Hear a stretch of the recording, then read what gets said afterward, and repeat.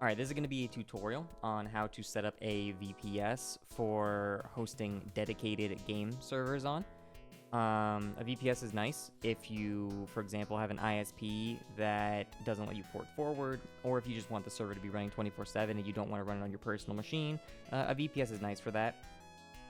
This is not going to be showing how to set up the game servers themselves. This is going to be showing how to set up and configure the VPS, because every dedicated game server is set up in its own specific way. So this isn't going to be going over how to set up game servers. This is going to be how to set up a VPS that you can set up game servers in. And I have other videos on my channel showing how to set up specific games.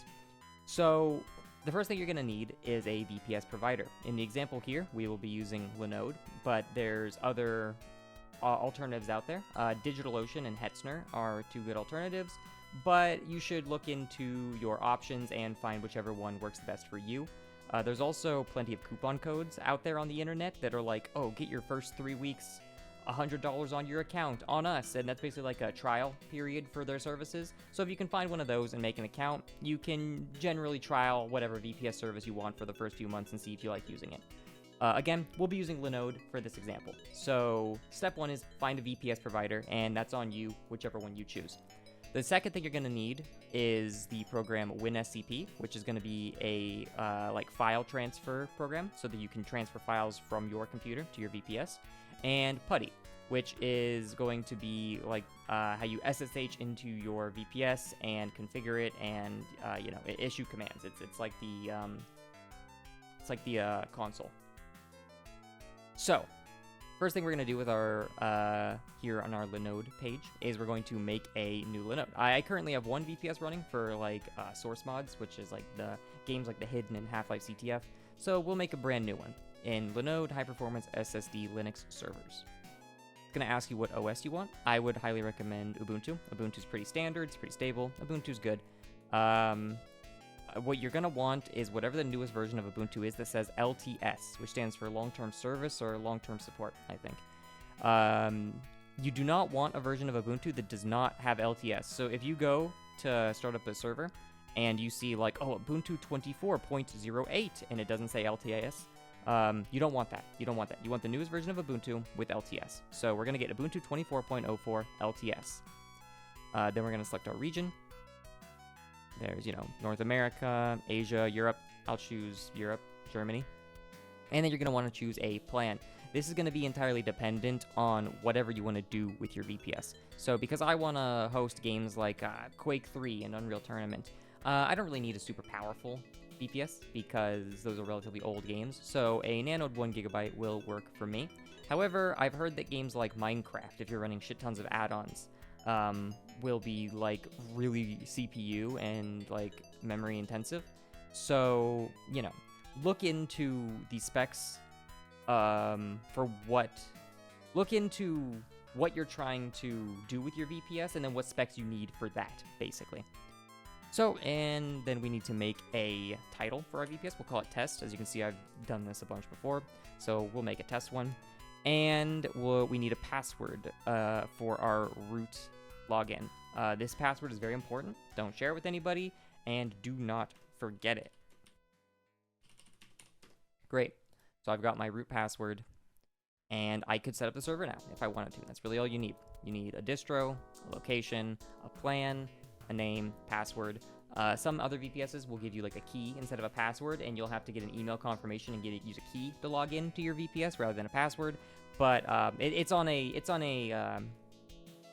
provider level basis, and this is how Linode works. So once you get your VPS set up, it's gonna say provisioning, and now it's gonna take a minute or two to set up.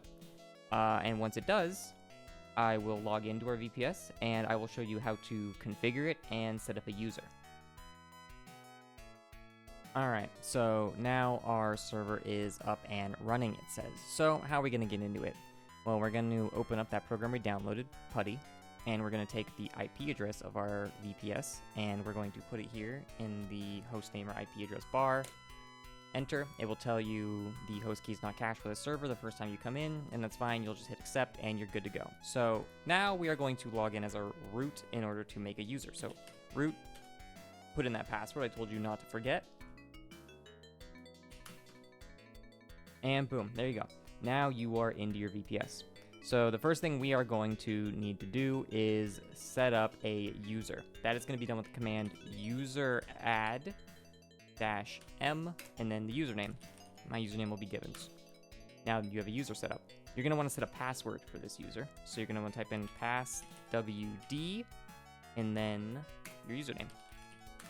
And it'll ask you for what you want your password to be. You'll retype your password. And boom, now you have a user set up with a password, but your user doesn't have any privileges. So now you're going to type in sudo usermod dash lowercase a dash uppercase g, they are case sensitive, and then sudo, and then your username. Givens. Cool. It worked. So now before we log into our user, there's a few other things we're going to change.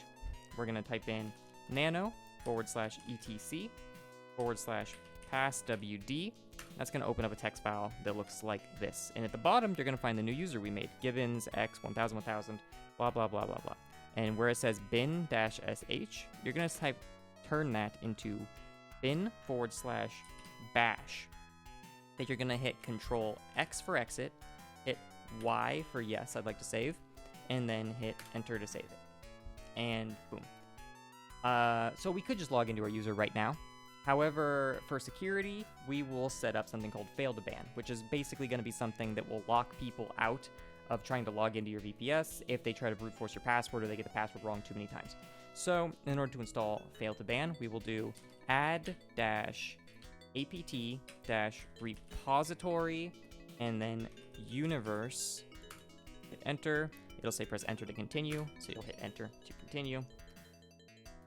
It'll give you all the blah blah and the bullshit, and it'll tell you when it's done. Boom, there we go. Reading packages is done. So now we're root, and we're able to type in commands and stuff again.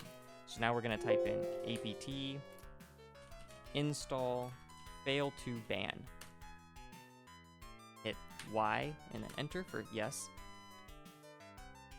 It's going to install your fail to ban, and boom, now you've got fail to ban installed. And if you want to make sure it's running, you can type in systemctl status fail to ban dot service, I think. Service. Yes.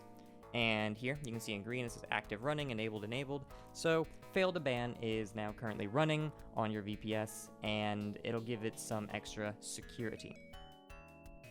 Okay, so now you've got your user set up, your user has a password, your user has privileges, and you have fail to ban set up. So let's make sure that our user can be logged into.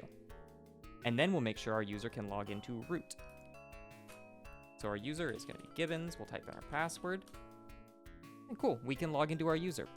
However, we don't want people to be able to log into the root of our VPS. So we are going to make sure that this user can log into the root, and if it can, we're going to disable root login so that only this user can log into it. So we're going to type in SU and then hit enter. It'll ask you for the password for your root. Hit it in, and then boom, root at localhost home Givens. So yes, this user can log into root. So now we're going to disable root login. You're going to type in nano /etc/sshd_config, enter, and it's going to bring up this big config here. What you're looking for is down here, this white text between all the blue that says permit root login yes. You are going to change that to permit root login no. Change it, hit X, Control X for exit, hit Y for yes, I'd like to save, and then hit enter to save it. And boom. Now you've got a user set up, and your user is nice and secure. There's a few more things we can do with our user now that it is set up, to configure the VPS a bit. So log back into your user, and we're going to type in apt-update. Okay, sudo apt-update. If the computer ever tells you something like, blah, blah, blah, problem unlinking, blah, blah, blah, blah, permission denied, if it ever tells you something like that, it means you just need to use a sudo before your command. It's like not having administrator privileges on Windows, basically. So sudo apt-update, it'll ask for your password for your user, type that in, and boom, now you can see it's working. This is what we had to do sudo usermod ag blah blah for earlier. It was to give your user the ability to basically run things like administrator. Now you're going to type in sudo apt-upgrade, hit Y for yes, and then enter.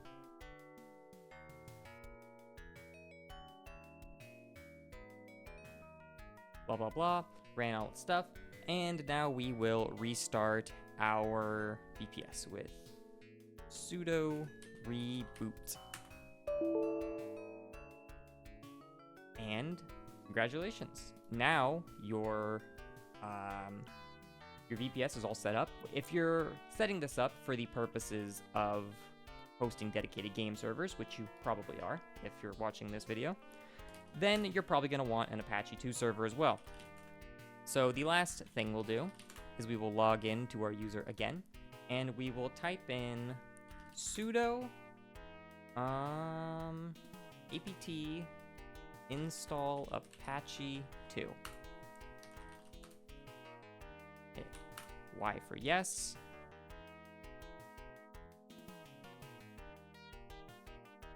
All right, cool.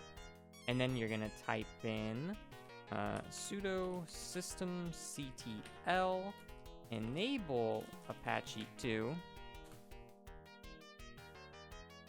and sudo systemctl start Apache 2.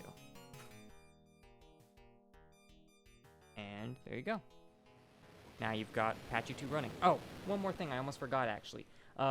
Sometimes if you launch like WinSCP and you want to transfer files to your Apache 2 server, web server, it'll tell you don't have permissions for that. So something else you should type in is sudo chown -R -v, your username, and then /var www, and then HTML /var /www /HTML.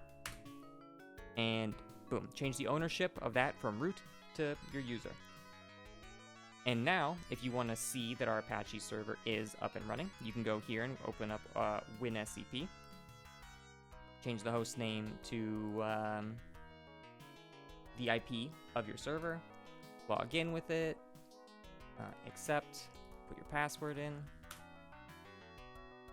And boom, here we have home givens. And we can go back to var www HTML. And if you have index.html here inside of this folder, then that means your Apache 2 server is successfully downloaded. So you can delete this. And congratulations, you now have a whatever, get out of here. You now have a Ubuntu VPS set up to host dedicated game servers on.